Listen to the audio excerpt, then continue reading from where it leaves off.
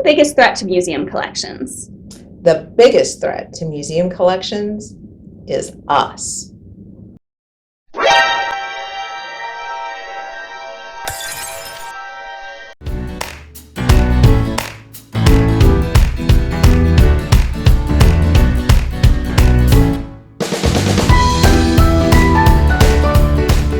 Welcome, I'm DePauw.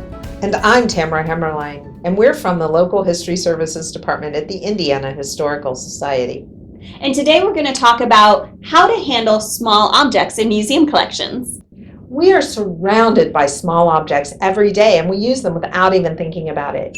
But once those same small objects become part of a museum's collection, they go from being functional objects to representatives of history.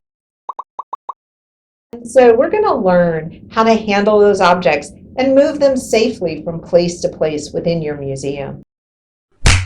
So we're ready to just dive in? Not yet. The first thing you need to do is be prepared. So check out your clothes. Check for any buttons, snaps, zippers, and make sure they're out of the way. Also, think about any jewelry or things you might be wearing that could snag or scratch the object, and make sure you take those off. So what about gloves? Do we need to put those on? For things like this metal tray, you do want to use white cotton gloves or nitrile gloves because you don't want to leave any residues, oils, salts, dirt from your hand on the object itself. So is there anything else we need to think about before we pick up an object? Make sure to wash your hands. Once your hands are dry, don't lotion up.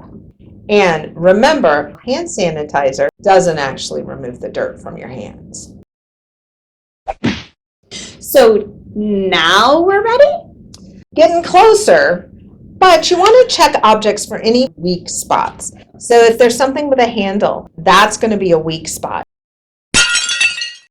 Something like this purse, where the strap attaches, that's going to be a weak spot.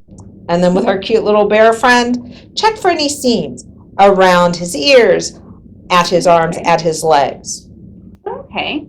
So we want to support him. Absolutely. Okay. When you pick up an object, you want to make sure that you're supporting it the best way you can. So slide a hand under, support anything like the strap with your other hand, and then you can hold the object. So what about objects with multiple pieces? Take a look. If it's a lid, remove the lid and set it aside.